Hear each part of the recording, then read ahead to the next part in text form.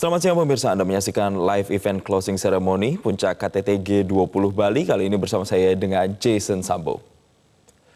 Pemirsa, tadi kita sudah melihat dan menyaksikan langsung terkait dengan serah terima presidensi G20 dari Indonesia yang diwakili oleh Presiden Republik Indonesia Joko Widodo kepada Perdana Menteri India Narendra Modi yang menandakan bahwa presidensi berikutnya ini akan dipegang secara resmi oleh India.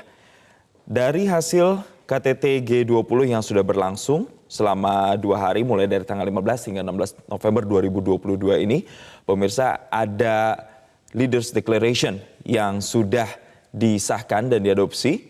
Setidaknya ada beberapa poin ini terkait dengan rekomendasi atau hasil pembahasan yang sudah dilakukan oleh para pemimpin dunia yang tergabung atau masuk dalam anggota G20 dan juga delegasi yang hadir dalam puncak KTT G20 di Bali. Dan pemirsa, seperti yang kita ketahui bersama bahwasanya ada 17 pemimpin negara yang sudah hadir dalam konferensi tingkat tinggi G20 di Bali ini.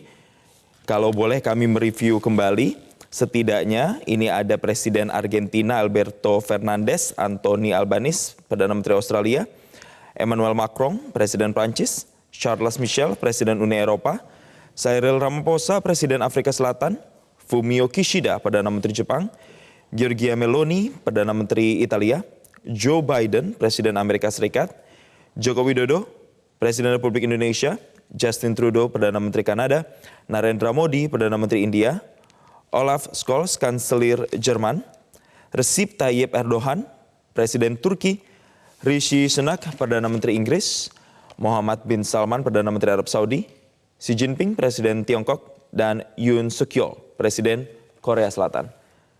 Sedangkan ada 3 pemimpin negara anggota G20 yang tidak hadir, yaitu adalah Presiden Rusia Vladimir Putin, Presiden Brasil Jair Bolsonaro, dan Presiden Meksiko Andrés Manuel López Obrador. Tentunya pemirsa, ini menjadi hal yang paling dinantikan selama 2 hari berlangsungnya puncak KTT G20 karena ada Leaders Declaration yang kemudian sudah disusun dan disahkan yang nantinya ini bisa menjadi rekomendasi sejumlah negara yang telah disepakati untuk mencapai tujuan besarnya yaitu pemulihan ekonomi secara global. Ada 3 isu prioritas atau 3 isu utama yang dibahas mulai dari tanggal 15 hingga tanggal 16. Pada saat tanggal 15 di working group yang pertama ini membahas terkait dengan ketahanan pangan dan energi. Lalu kemudian dilanjutkan dengan working group yang kedua membahas terkait dengan arsitektur kesehatan global. Dan dilanjutkan hari ini di hari ketiga dengan working group yang ketiga membahas terkait dengan transformasi digital. Selain kegiatan forum dari G20 ini sendiri yang mempertemukan kepala negara dan delegasi, ada juga side events yang berlangsung. Seperti yang paling baru adalah tadi pagi kita sama-sama juga menyaksikan pemimpin negara anggota G20 ini juga diajak ke Taman Hutan Raya Ngurah Rai di Bali dan sama-sama juga beberapa pemimpin negara tadi melakukan penanaman mangrove bersama dengan Presiden Republik Indonesia Joko Widodo. Dan lalu kemudian malam sebelumnya juga ada welcoming dinner dan acara kebudayaan yang juga dihadiri sejumlah tokoh penting baik dari delegasi dan juga tokoh-tokoh Indonesia yang juga turut hadir memeriahkan dan juga menghangatkan suasana bertemu dan juga bercengkrama bersama dengan para tokoh dunia. Dan pemirsa, saat ini yang kita saksikan bersama adalah ulasan-ulasan pada saat Presiden Republik Indonesia Joko Widodo ini menyampaikan speech atau pidatonya baik pada saat pembukaan di setiap working group discussion, baik itu yang pertama, kedua, dan ketiga dengan berbagai tema yang berbeda. Hingga tadi yang terakhir pada saat speech serah terima dari presidensi G20 Indonesia ke presidensi G20 India.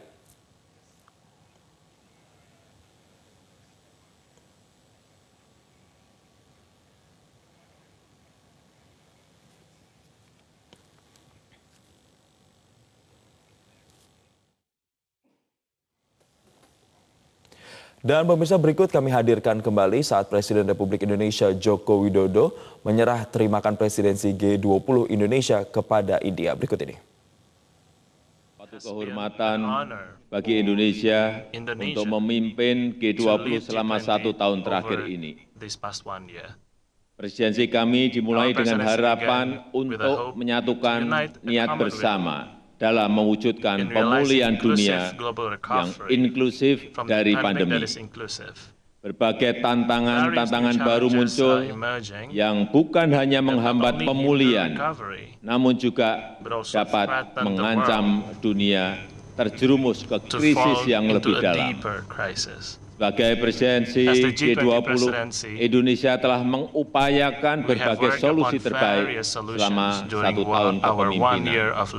Alhamdulillah, hari ini kita dapat mengadopsi dan mengesahkan G20 Bali Leaders Declaration.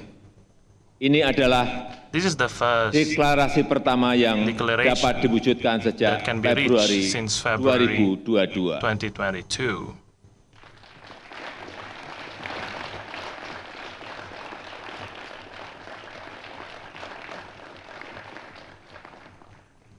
Saya menyampaikan penghargaan yang setinggi-tingginya kepada semua yang hadir yang telah memberikan fleksibilitasnya sehingga deklarasi dapat disepakati dan disahkan. Saya juga ingin menyampaikan penghargaan yang setinggi-tingginya kepada seluruh working groups dan engagement groups atas dedikasi, sumbangan, pemikiran, dan kontribusinya bagi presidensi G20 Indonesia. Selain deklarasi, presidensi Indonesia juga menghasilkan konkret deliverables yang berisi daftar proyek kerjasama negara anggota G20 dan undangan. Proyek kerjasama inilah yang akan membantu membumikan kerja G20 lebih dekat dengan rakyat. Memastikan G20 bermanfaat tidak saja untuk anggotanya, namun juga bagi dunia dan utamanya negara-negara berkembang. Let us recover together. Recover stronger. Yang mulia, saya juga ingin menyampaikan selamat kepada India yang akan melanjutkan kepemimpinan presidensi G20 berikutnya, amanah untuk menjaga dan mewujudkan pemulihan global serta pertumbuhan yang kuat dan inklusif selanjutnya berada di tangan Yang Mulia Perdana Menteri Narendra Modi. Saya yakin di bawah kepemimpinan Perdana Menteri Modi, G20 akan terus bergerak. Sebagai sahabat India dan sebagai bagian dari Troika, tahun depan Indonesia siap untuk mendukung kesuksesan presidensi G20 India. Saya juga meminta kepada semua pimpinan G20 yang hadir untuk mendukung India tahun depan.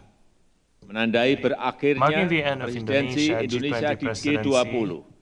Secara resmi, saya menyerah terimakan tampuk kepemimpinan kepada India selaku presidensi G20 berikutnya. Pemirsa, presidensi G20 Indonesia resmi diserahkan Indonesia ke India. Ada beberapa agenda yang dilakukan para pemimpin anggota G20 yang menghasilkan beberapa kesepakatan. Dan informasi selengkapnya kita akan bergabung di arena KTT G20 bersama rekan Muhammad Reisa. Selamat siang Reisa, bisa Anda review kembali kesepakatan apa saja yang sudah dihasilkan dalam KTT G20? Jason, terkait dengan kesepakatan tersebut juga kami baru saja mendapatkan informasi sekitar kurang dari setengah jam yang lalu terkait dengan hasil dari KTT G20 yang berupa adanya G20 Bali Leaders Declarations yang tadi dikatakan oleh Presiden Joko Widodo bahwa ini merupakan deklarasi pertama sejak KTT G20 2 Februari 2022 dan tadi juga disambut dengan riuh tepuk tangan oleh para peserta KTT G20 bahwa pada KTT G20 Bali tahun ini menghasilkan sebuah deklarasi. Poin-poinnya juga kami baru mendapatkan file deklarasi tersebut. Poin-poinnya cukup banyak, Jason, bahkan sudah mencapai lebih dari 1.000 halaman sebenarnya untuk Bali Declaration ini. Namun untuk poin-poin pentingnya untuk Bali G20 Bali Declaration ini hanya terdiri dari sekitar 52 poin deklarasi yang dihasilkan oleh KTT G20 ini. Di antaranya ada beberapa isu yang menarik dan juga dimulai dengan kondisi saat ini atau status quo daripada kondisi global saat ini yang berkaitan utamanya terkait dengan perang yang kemudian dilakukan atau invasi Rusia ke Ukraina. Kalau kita baca di deklarasi ini adalah hal yang pertama kali disampaikan dalam isi deklarasi mengenai isu perang yang terjadi antara Rusia dan juga Ukraina. Dan ini juga dikatakan telah berdampak cukup banyak terhadap tidak hanya kepada Ukraina yang juga diinvasi oleh Rusia, namun juga berdampak pada situasi global dan juga menyebabkan beberapa kebutuhan, baik kebutuhan pangan dan energi dan lainnya juga terganggu karena adanya invasi Rusia ini ke Ukraina. Sehingga para peserta KTT G20 ini meminta agar segera dihentikannya perang yang terjadi antara Rusia dan juga Ukraina sehingga bisa kembali menstabilkan kondisi global, utamanya kondisi keuangan dari krisis yang terjadi saat ini. Kemudian juga ada beberapa poin-poin kesepakatan seperti yang juga sudah dibahas sebelumnya pada working session, seperti dari sesi food and energy security terkait dengan ketahanan dan juga keamanan energi, ketahanan pangan dan keamanan energi ini juga dibahas dalam Bali Declaration, termasuk juga masalah seperti distribusi pangan, kemudian masalah kelaparan yang terjadi di beberapa belahan dunia ini juga turut diangkat dalam Bali Declaration. Selain itu juga ada isu kesehatan yang dibahas dalam G20 Bali Declaration ini. Salah satu yang menarik adalah dibahas terkait dengan pandemic fund. Ini juga ada beberapa poin yang dibahas terkait dengan pandemic fund atau dana pandemi yang tertuang dalam Bali Declaration ini. Seperti yang sudah beberapa kali ditekankan oleh Presiden Joko Widodo bahwa ini salah satu hasil konkret dari pelaksanaan KTT G20, yakni diluncurkannya pandemic fund atau dana pandemi yang bisa dimanfaatkan oleh berbagai negara termasuk peserta G20 untuk bisa menangani masalah pandemi. Tidak hanya sebenarnya pandemi COVID-19 yang terjadi saat ini, namun juga untuk mengantisipasi kemungkinan adanya pandemi-pandemi lain ke depannya. Sehingga ini pun juga yang terus didorong oleh Presiden Joko Widodo agar bagaimana setiap negara bisa kembali terus berkontribusi untuk memenuhi pendanaan ini. Karena dari informasi terakhirnya pada saat peluncuran bahwa dana yang terkumpul sekitar 1,4 miliar dolar Amerika Serikat, dan jika kemudian seluruh negara ini kemudian yang hadir pada KTT G20 ini mengumpulkan hanya terkumpul sekitar 4 miliar dolar Amerika Serikat maksud kami yang terkumpul. Padahal sebenarnya masih dibutuhkan sekitar 31,1 miliar dolar Amerika Serikat untuk menangani masalah pandemi, untuk penanganan pandemi secara global, sehingga masih angkanya masih sangat jauh dari 1,4 miliar dolar Amerika Serikat ke 31,1 miliar. Ini cukup jauh sehingga diperlukan juga kontribusi yang lebih besar lagi daripada negara-negara yang hadir pada KTT G20. Ini juga tertuang dalam Bali Declaration yang diharapkan bahwa bisa ada kontribusi yang lebih nyata lagi kepada para anggota G20 di dalam pandemi fund ini. Kemudian juga dijelaskan terkait dengan peningkatan arsitektur kesehatan global. Ini juga menjadi salah satu hal yang dibahas, termasuk juga bagaimana bisa melibatkan para negara-negara berkembang untuk bisa terlibat dalam pengambilan kebijakan ataupun juga dalam solusi permasalahan kesehatan global. Ini juga dikatakan, dan apalagi bahwa Presiden Joko Widodo pernah mengatakan, Jason, bahwa Indonesia sebagai perwakilan negara berkembang juga diharapkan bisa menyuarakan suara-suara dari negara berkembang termasuk dalam mencarikan solusi terkait dengan permasalahan kesehatan global. Kemudian isu-isu terkait dengan baru saja dibahas tadi terkait dengan transformasi digital, dikatakan ini juga menjadi salah satu hal yang penting, utamanya terkait dengan adanya adanya transformasi digital di bidang kesehatan, termasuk penanganan pandemi COVID-19, ataupun juga di isu-isu kesehatan lainnya yang digunakan atau adanya digitalisasi dari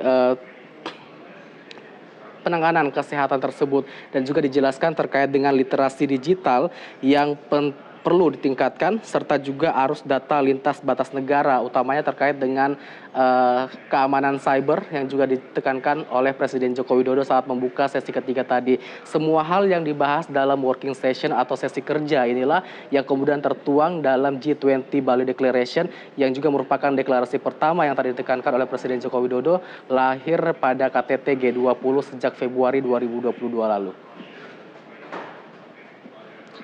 Jason. Baik, terima kasih Muhammad Reisa melaporkan langsung dari area KTT G20 dan selamat bertugas kembali. Dan pemirsa, live event Closing G20 masih akan kembali usai jeda. Tetaplah bersama kami di Metro TV.